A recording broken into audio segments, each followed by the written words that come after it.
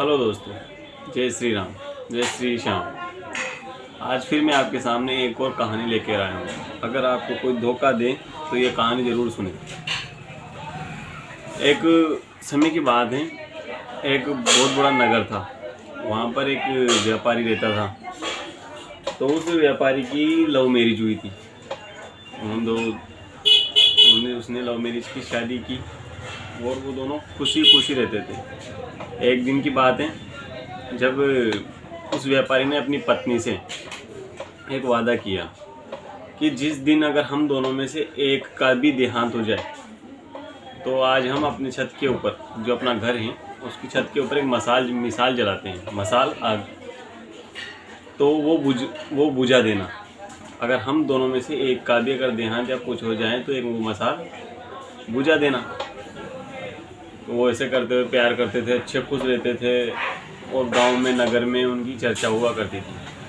तो एक दिन की बात है, जब राजा अपनी रानी के साथ छत के ऊपर से अपना जो नगर था उसको देख रहा था। तो राजा अपने नगर में चारों तरफ देख रहा था कि सबके घर में तो अंधियारा है, एक ही घर ऐसा था जिसके ऊपर मसाल जल रही थी। तो राजा और रानी दोनों खड़े थे पास में। तो राजा ने पूछा कि रानी जी, आप ये बताओ कि सभी घर में तो अंधियारा है, लेकिन इसके घर पे मशाल क्यों जल रही है? तो उसने जवाब दिया कि राजा जी, वो जो अपनी पत्नी से बहुत प्यार करता है और पत्नी भी उससे बहुत प्यार करती है। तो राजा ने कहा, फिर रानी ने कहा कि हो सके हम इनकी परीक्षा लें। राजा जी ने कहा, क्या कह रही हो आप, कैसे? फिर रानी ने कहा कि कैसे भी कर हम इनके दोनों की परीक्षा लेते हैं। आप अपनी एक दासी भेजिए और मैं भी अपनी दासी भेजती हूँ। लगा दोनों में सबसे ज़्यादा प्यार कौन करता है? लड़की लड़के से प्यार करती है या लड़का लड़की से प्यार करता है? वो जो व्यापारी था वो अपनी पत्नी से ज़्यादा प्यार करता है या उसकी पत्नी उससे ज़्यादा प्यार करती है? हम उसकी परीक्षा लेते हैं कि दोनों में से रिश्ता अच्छा कौन निभा रहा है, दोनों में से जो उनकी नगर में चर्चा है। तो पहले तो रानी ने अपनी दासी से कहा कि आप व्यापारी के पास जाइए और उसको प्रपोजल दीजिए कि रानी जी, कि राजा जी, रानी जी आपको पसंद। वो जो दासी थी रानी की, वो व्यापारी के पास गई और व्यापारी के पास जाके बोली कि व्यापारी जी, रानी जी का संदेशा आया है। रानी जी का मैसेज आया है कि रानी जी आपको देख के मन ही मन में बहुत प्यार करने लगी है। अगर आप चाहो तो रानी जी के साथ अपनी ज़िंदगी बिता सकते हो। वो राजा जी को छोड़कर आपके साथ प्यार करने लग जाएगी। तो व्यापारी था, उसने बोला कि पहले तो रानी जी से बोलना कि मैं क्षमा चाहता हूँ उनके प्रस्ताव को ठुकराने के लिए, क्योंकि मैं अपनी लाइफ में खुश हूँ, मैं अपनी पत्नी से बहुत प्यार करता हूँ, तो मैं कुछ ऐसा नहीं कर सकता। दासी ने जाकर रानी जी को बता दिया। फिर राजा जो था उसने उसकी दासी भेजी, तो आप भी जाइए अब उसकी पत्नी के पास।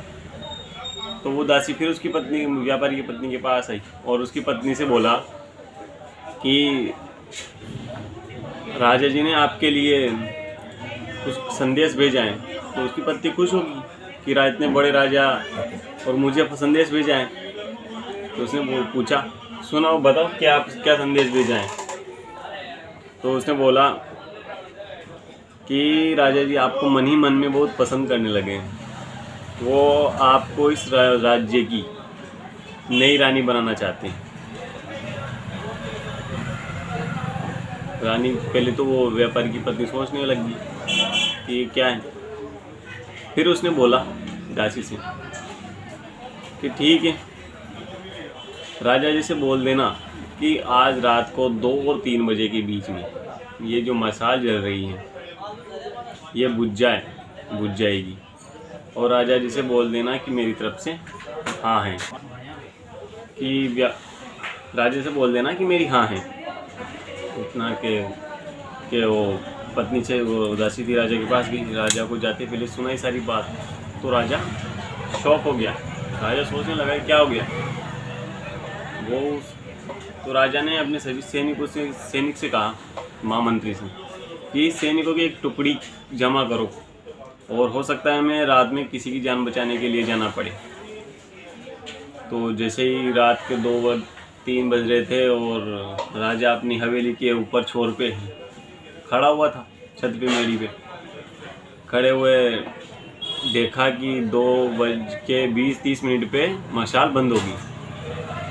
अब जैसे ही वो राजा उसकी टुकड़ी वहाँ पहुँची तो टुकड़ी ने देखा कि वो जो था व्यापारी, वो फांसी पे लटका हुआ था। वो जो उसकी पत्नी थी, उसने उसको फांसी पे लटका दिया था, उसकी पत्नी ने उसके पति को, व्यापारी को। राजा की जो सैनिक थे उन्होंने उसकी पत्नी को पकड़ा और जेल में बंद कर दिया। दूसरा दिन हुआ, अब राजा शिकार पे जा रहा था। तो राजा ने अपने सैनिकों से बोला कि सेनापति, मैं जब तक सैर करके पूरे जंगल में शिकार करके घूम के आऊँ, उतने में मुझे पूरे नगर की महिलाओं की लाशें दिखनी चाहिए। मुझे नगर में किसी भी औरत नहीं दिखनी चाहिए। लेडीज़ जो जात फीमेल, वो मुझे पूरे नगर में अपना जो पूरा राज्य है उसमें नजर नहीं आनी चाहिए।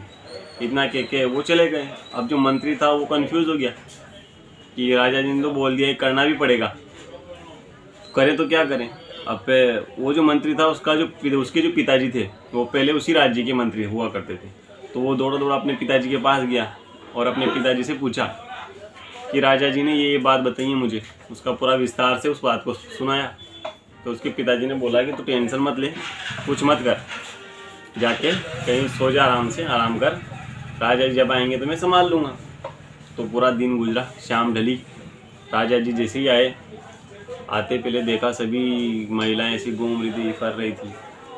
आते पहले उसने मंत्री के पास गए। मंत्री था नहीं, उसके पिताजी थे। तो वो मंत्री ने बोला, राम राम राजा जी। तो राजा जी ने कहा कि पहले तो आप राम राम बाद में करेंगे, पहले तो आपका जो लड़का है वो कहाँ है? मुझे सबसे पहले उसकी हत्या करनी है, क्योंकि उसने मेरी आज्ञा का पालन नहीं किया। तो उस मंत्री का जो पिता था उसने बोला कि राजा जी, आप पहले मेरी पूरी बात सुनो, उसके बाद अगर आपको अच्छा लगे कि उसने गलत किया है तो आप उसकी हत्या कर देना। तो उसने एक कहानी सुनाई। उसने बोला कि राजा जी, आपसे पहले जब आपके पिताजी इस राज्य के राजा थे और मैं उस टाइम पे मंत्री था, तो हम एक बार शिकार पे गए थे। तो जैसे मैं रास्ता डूल गया था, हम शिकार पे घूम रहे थे और मैं रास्ता डूल गया था, घूम गया था। तो रास्ता घूमते ही पहले मुझे कुछ जंगली जो कबीला होता है उन लोगों ने पकड़ लिया और मेरी टांग पकड़ के टांग से घोड़े के बांध के कब्रिस्तान में खींच के ले गए। अब जहाँ कब्रिस्तान में खींच के ले गए थे तो मुझे वहाँ पटक दिया और एक राजा जैसा, मतलब उनका राजा, मुंह पे मुंह पूरा ढका हुआ था, एक आदमी खड़ा हुआ था वहाँ पे, उसने अपना मुंह पूरा बांध रखा था। तो मुझे एक तरफ जाके बिठा दिया और एक खड्डा खोदा उंडा गाड़ने के लिए, और उसके पास ही एक और खोदा। तो मैं कंफ्यूज हो गया कि आदमी एक और गड्ढे क्यों 2 खोदे। तो उन्होंने ऊपर से एक लाश, सिर कटी हुई लाश फेंकी नीचे। तो राजा जी वो जो सिर कटी हुई लाश थी वो नीचे फेंक दी। और जब वो जो आदमी था जिसके मुंह पे कपड़ा बंधा हुआ था, तो उसने अपने सिर का अपने मुंह का जैसे कपड़ा हटाया, तो वो कोई राजा नहीं था, वो एक लेडीज़ थी, मतलब एक रानी थी, एक महिला थी। तो जैसे मैंने उस महिला से पूछा कि आपने इनको क्यों मारा है, इनका सर क्यों काटा, तो उसने जवाब दिया कि इसका सर मैंने इसलिए काटा है क्योंकि इसने मेरे सुखी जीवन में आग लगाने की कोशिश की है। मेरे पति को और मेरे को दोनों को अलग करने की कोशिश की है, इसलिए मैंने इसका सिर काट दिया। तो फिर मुझे छोड़ दिया और मुझे बोला कि अपने राज्य में जाकर ये बात बता देना, अपने राज्य जैसे कह देना। मैं वहाँ से चला आया। तो अब आप बताइए कि वो महिला गलत थी जिसने अपने पति के लिए किसी का सिर काट दिया, या फिर ये पत्नी गलत थी? मतलब आप अगर सभी इसे एक सीख मिलती है कि अगर आपको धोखा मिले तो हमेशा लड़कियां ही गलत, महिलाएं, सारी महिलाएं गलत नहीं होती हैं, सबका अलग अलग होता है। आप एक स्त्री के लिए सारी स्त्रियों को सजा नहीं दे सकते हो। ऐसा कहकर राजा को बात समझ में आई। अब आप खुद समझ सकती हैं कि इस कहानी के तात्पर्य से मैं क्या कहना चाह रहा हूँ कि अगर आपको पीठ जब थोड़ी मतलब अपनी जो पीठ है उसको थोड़ा कल्ला रखना चाहिए, मजबूत, कि अगर आपको कोई थपाए तो भी अच्छा लगे और कोई पीठ पीछे आपसे धोखा करे तो भी आपको पता नहीं चले। तो सब पे विश्वास करिए, एक की वजह से किसी को भी गलत मत समझिए। मास्क लगा के रखिए कोरोना में, कोरोना गाइडलाइन का पालन करें। धन्यवाद।